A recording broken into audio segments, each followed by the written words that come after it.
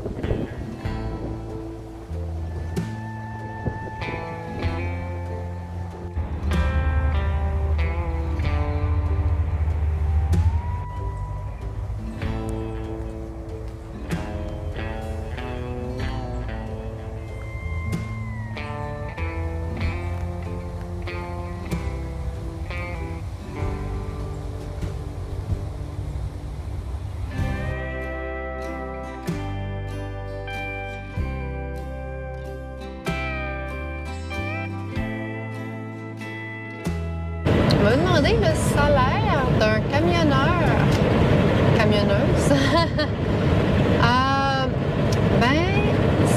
Ça va varier beaucoup. Je veux dire, Canada, pas comme Québec-Canada, moi, c'est ce que je connais. Donc, je vais parler de ce que je connais, de mon possible. Ça va varier en fonction du type de transport que le chauffeur va faire.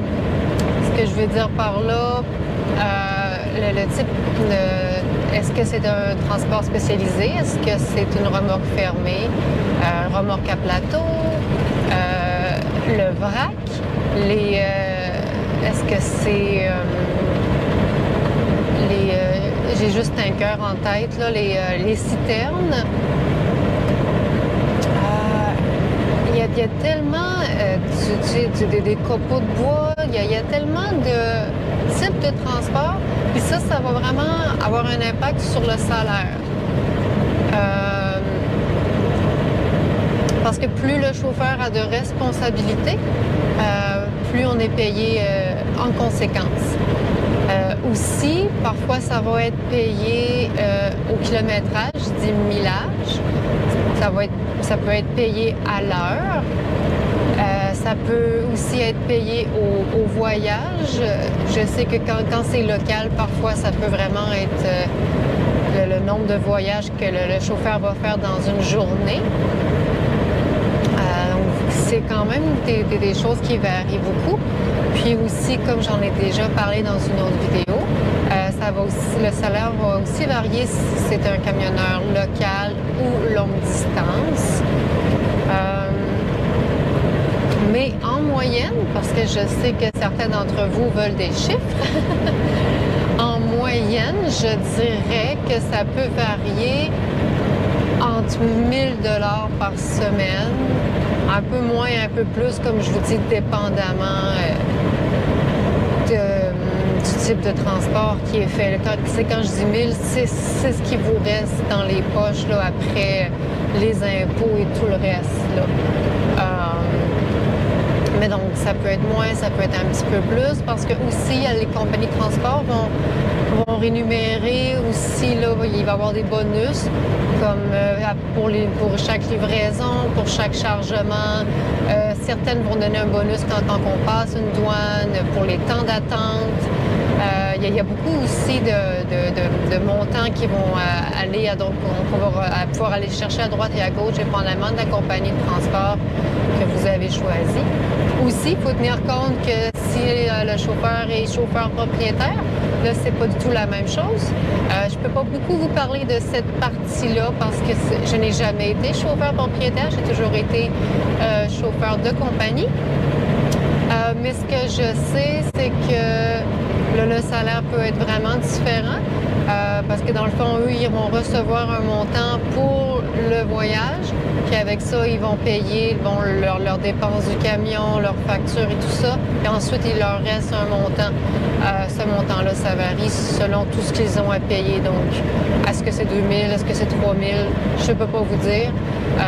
C'est pas une partie que je connais, mais j'ai entendu dire que pour certains, c'est très payant, surtout si le camion est déjà payé puis qu'il n'y a pas trop de réparations à faire.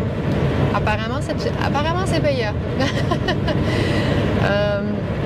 Donc voilà, donc pour ce qui est de la partie broker, je ne peux pas beaucoup vous en parler, mais éventuellement, c'est une partie que j'aimerais beaucoup mieux, que j'aimerais approfondir un peu plus pour moi-même. Donc, quand ça va être possible, je vais vous transmettre l'information. Mais en gros, est-ce que tous les heures de travail, par exemple comme moi en ce moment en tant que chauffeur longue distance, est-ce que le salaire vaut vraiment tout ce qu'on fait? Peut-être pour certains, oui. Pour ma part, je suis pas certaine. En ce moment, je suis payée au millage. Logiquement, je trouve que ça serait mieux d'être payé à l'heure. Mais ça m'appartient. Donc, pour ma part, en ce moment, non. Je ne suis pas convaincue encore que je suis payée adéquatement en conséquence du travail que je fais. Juste pour élaborer un petit peu, comme s'il y a des constructions, si la limite de vitesse, elle est 50-70, si je suis coincée dans le trafic, dans une ville quelconque, ou s'il y a un accident, bien, à tous ces moments-là, le camion ne va pas rouler.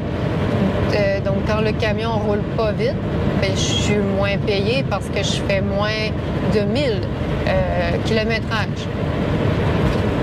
Donc, parfois, je peux être 1 heure de plus que ce que selon en vrai, le camion aurait roulé. Donc, cette heure-là, je l'ai perdue. Elle n'est pas payée, vous comprenez? Donc, dans un sens, pour moi, je trouve que c'est plus avantageux que le chauffeur soit payé à l'heure. Mais, écoutez, on ne peut pas tout avoir. J'ai fait mes choix pour cette compagnie-là actuelle. Puis pour en ce moment, elle me convient très bien.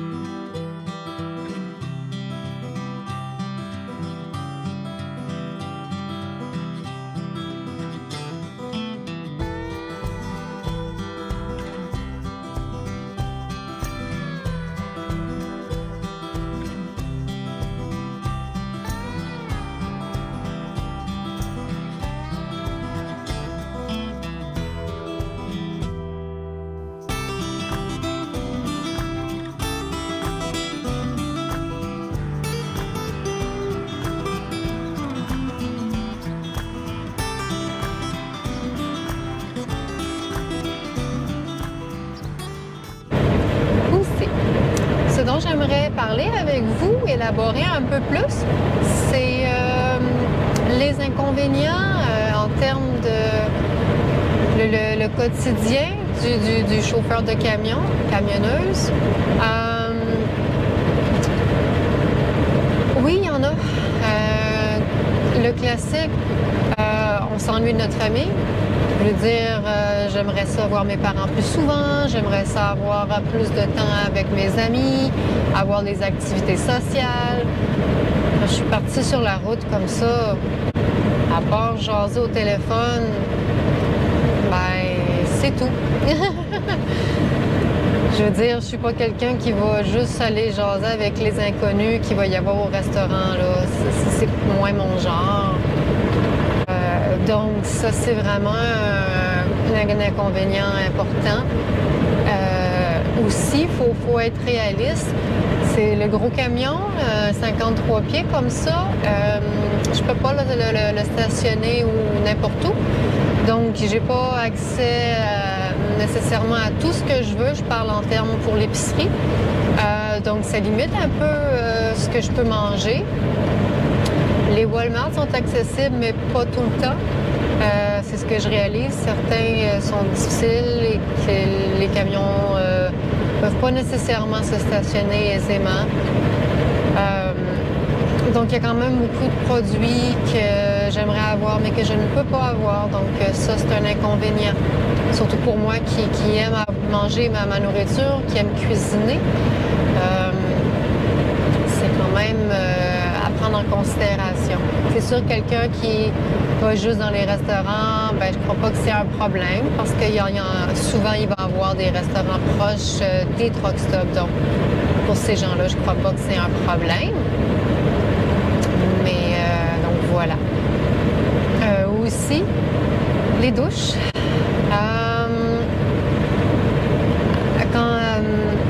Oui, on a la possibilité d'avoir la douche gratuite quand on met un certain montant, un certain litre de diesel dans le camion avec la carte de points qu'on a avec notre comment je dirais ça? La carte de fidélité qu'on a avec l'endroit où est-ce qu'on met le diesel. Par contre, ben, comme moi, c'est avec TA, la compagnie, ici aux États-Unis.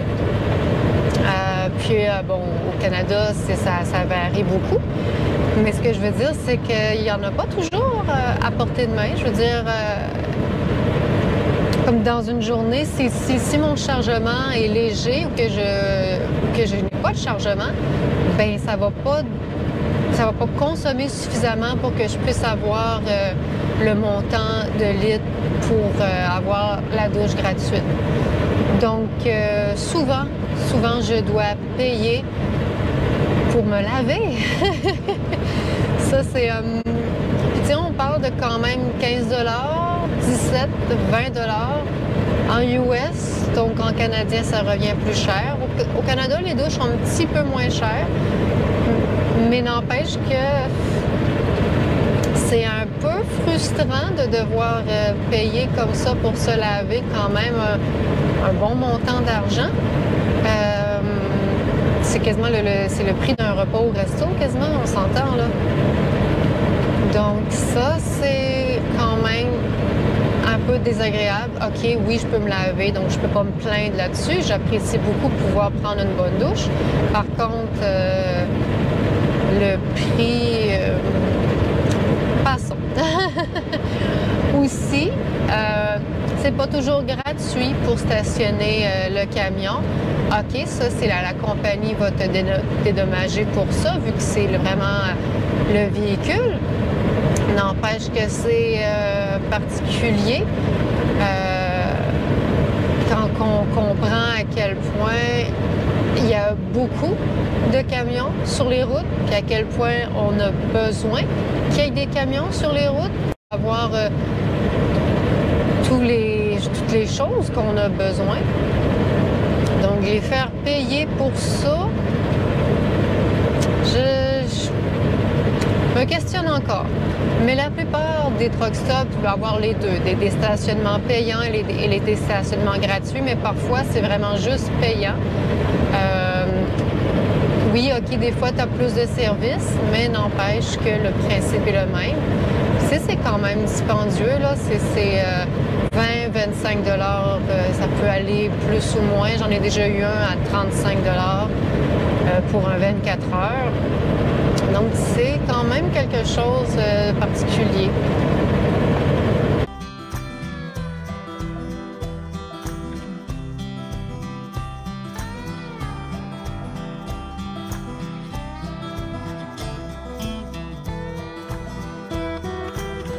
C'est une autre réalité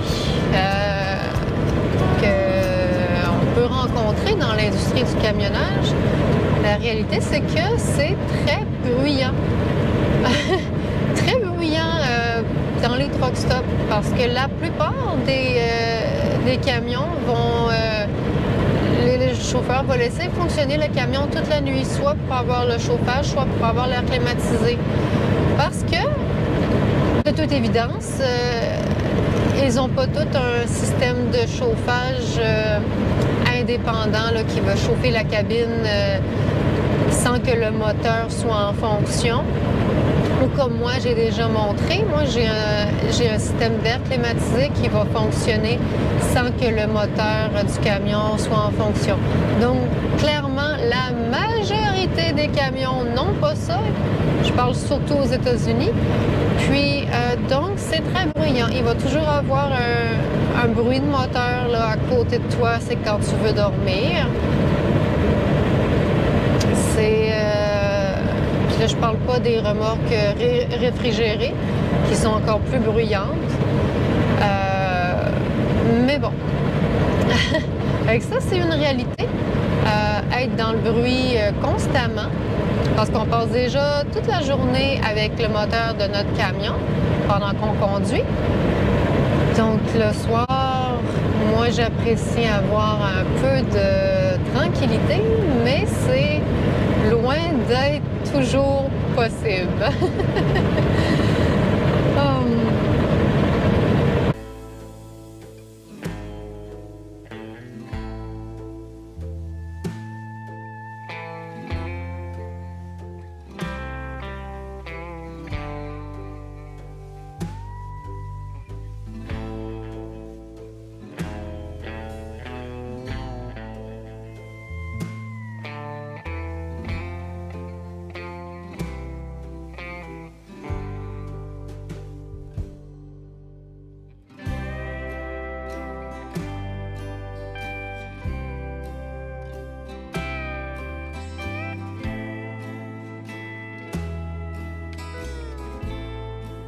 Donc, je pense avoir abordé en gros ce que je voulais amener pour cette fois-ci.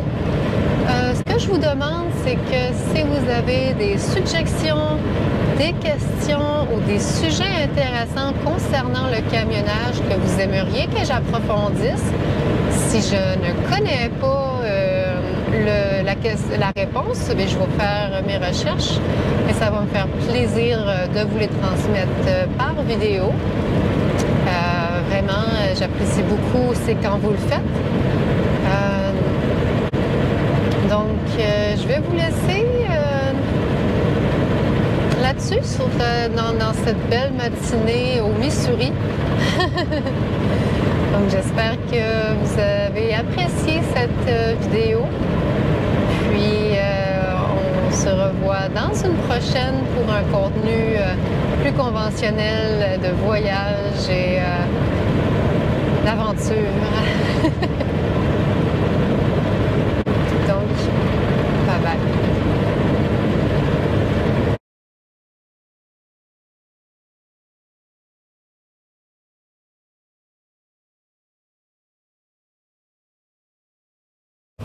OK. On m'a demandé de vous expliquer les cadrans que j'ai sur mon tableau de bord ici et ceux-là ici. On va enlever le GPS. Donc, je vais commencer. Ici, on a la pression de l'huile moteur. Ici, on a le RPM. En théorie, là, ça va jamais. Si ça va là, on a un problème. Là. Pour changer les vitesses, là, c'est bon ici et ici. Ici, on a la température, dans le fond, du liquide moteur, ce qu'on appelle pour le refroidissement et tout ça. Donc, bref, si ça dépasse là, le 200, là, ça devient, le moteur est beaucoup trop chaud. Et donc, soit le fan pour refroidir le moteur ne fonctionne plus, ou que ton camion surchauffe, ou peu importe. Bref, faut que ça, quand ça rentre dans le rouge, là, on s'arrête et on laisse refroidir le moteur. On a un problème, ça c'est sûr. Ici, c'est la pression d'air dans mes deux réservoirs du camion. Excusez-moi. Oui, c'est ça, dans les deux réservoirs du camion. Habituellement, quand ça va bien, là, ça se tient autour de 120. Là. Puis en bas de ça, là, on a une fuite d'air où il y a quelque chose qui ne fonctionne pas bien. Là. Le fuel. Je vais vous l'ouvrir pour vous montrer. Non, c'est ça. Là, moi, donc, j'ai du fuel. Là, moi, j'ai perdu de l'air depuis que je suis arrêtée, mais ça, c'est normal. J'ai une valve qui fait sortir l'air lorsque le camion est arrêté. On va le fermer parce que c'est un petit peu tannant. Donc, le fluide d'échappement pour diesel. Donc, oui, ça, moi, j'étais comme à peu près ici, là. Je suis correct encore. J'ai en kilomètres et en miles. Donc, c'est super pratique, surtout ici aux États-Unis. Donc, celui-là ici, c'est l'application, c'est quand je fais une application de frein. Ça va me montrer la pression que j'ai appliquée. Donc, ici, c'est la pression d'air dans le manifold. Bon, j'ai essayé de trouver l'explication de qu'est-ce que c'est. J'ai pas tout à fait trouvé la traduction en français. Je suis désolée pour ça. Ici, dans le fond, c'est la température des deux essieux du camion. Puis ici, on a la température de l'huile moteur. Donc moi, j'en ai pas beaucoup dans mon camion. Parce que, comme que je vous ai dit, j'en ai pas mal dans mon ordinateur ici. Je peux essayer de vous montrer à quoi ça ressemble. Excusez-moi le bruit par contre. Je ne l'aurai pas comme ça.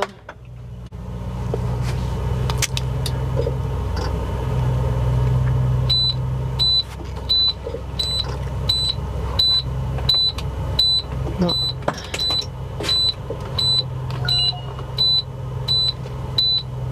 Charge essieu. Bah, ici, on a. Voilà. Donc, ça, c'est le poids que j'ai en ce moment. Mon essieu avant. Et là, c'est ça. J'en ai d'autres ici, là, dans l'écran de bord. Donc, je vais vous épargner le bip-bip. Oui, j'aurais dû faire monter mon air avant de faire cette vidéo-là. Ça arrive. Donc voilà. Aussi, si ce n'est pas déjà fait, vous pouvez me rejoindre sur Instagram via le lien sur ma chaîne YouTube. Ça va me faire plaisir de discuter avec vous. Puis, vous allez pouvoir rester à l'affût de nouvelles publications.